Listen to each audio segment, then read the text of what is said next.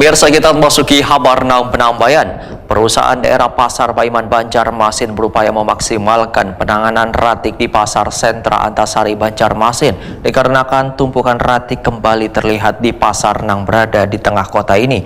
Penanganan pembuangan ratik ini memerlukan effort besar karena hingga wayah ini Banjarmasin masih membuang ratiknya ke TPA Banjar Bakula dengan biaya operasional yang cukup tinggi.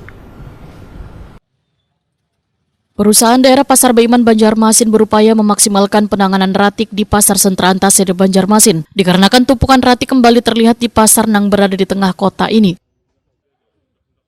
Direktur Operasional One Business Perumda Pasar Baiman, Azhar Budi, Watakoni Prima TV tengah hari Rabu 9 Juli 2025 memadahkan penanganan ratik membutuhkan usaha besar baik dari segi tenaga, operasional maupun biaya. Penanganan pembuangan ratik ini memerlukan effort besar karena hingga ini Banjarmasin masih membuang ratiknya ke TPA Banjar Bakula dengan biaya operasional yang cukup tinggi.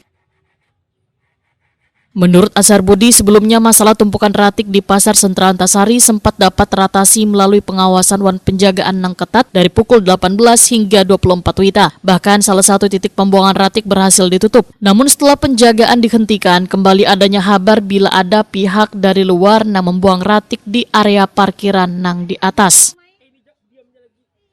Temuan ini menjadi perhatian serius dari Perumda Pasar Baiman, terutama karena ratik tersebut sebagian besar dibuang oleh oknum dari luar, bukan dari pedagang pasar. Salah satu langkah yang telah diterapkan, ujar Azhar Budi, menggunakan mesin pencacah supaya dapat mengurangi ratik yang dibuang ke pembuangan di Banjar Bakula. Setelah kita telusuri, ternyata sampah itu, kalau kita fair ya, sampah itu sebenarnya tidak pure dari pedagang.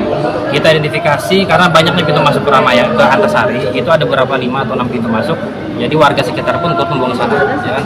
Nah, tapi apapun itu penyebabnya, kita sudah melakukan upaya semaksimal mungkin. Kita itu puncaknya di bulan sekitar April akhir sampai dengan Mei, ya. Kita sudah coba lakukan penutupan di Antasari. Itu ada 5 titik sampah, ya, ada 5 titik sampah. Kita press, kita upayakan sampai Dirut sendiri yang juga sudah kita bersama memungut sampah, memberikan sampah, sampai kita serok sampah ke truk, sampai akhirnya kita tutup di satu titik di samping toko emas. Kalau mas-mas sama banyak tahu kan, ya, sudah ada satu titik sampah TPS itu menumpuk juga, itu sudah kita bersihkan. Kita juga sudah melakukan penjagaan ke semua titik. Jadi kita melakukan penjagaan dari jam 6 pagi sampai jam 6 malam sampai jam 12 malam. Ya, 6 sore sampai jam 12 malam itu sudah kita lakukan penjagaan, penutupan.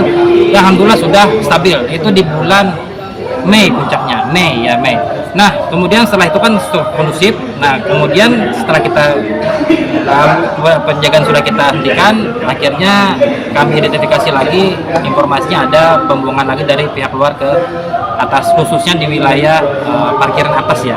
Nah, kondisi sekarang memang tidak bisa dipungkiri, ya, memang agak menumpuk. Di situ juga ada sampah dari kayu. Pembuangan sampah ini memerlukan effort, upaya yang besar kan dari sisi operasional, tenaga dan biaya. Kita sampai saat ini masih melakukan pembuangan ke Banjar Bakula, meskipun ada beberapa ton sehari itu yang kita cacah, kita lakukan bisnis sendiri.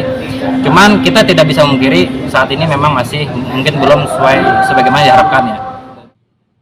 Azhar Budi menambahkan upaya-upaya mencacah ratik ini telah menunjukkan hasil positif dalam mengurangi volume ratik yang dibuang ke Banjar Bakula. Namun proses ini membutuhkan waktu agar ratik minimal hanya meninggalkan residu.